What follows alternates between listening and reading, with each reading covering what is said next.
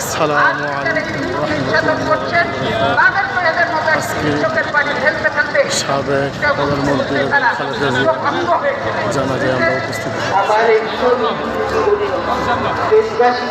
আমরা উপস্থিত।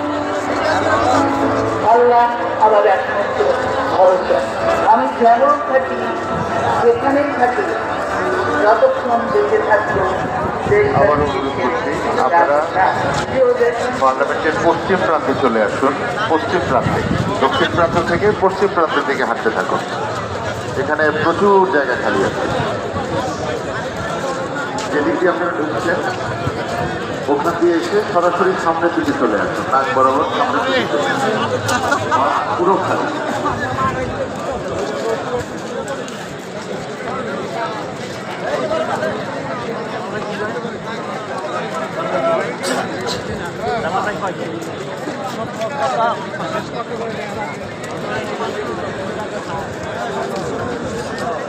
ওই পারে বাসায়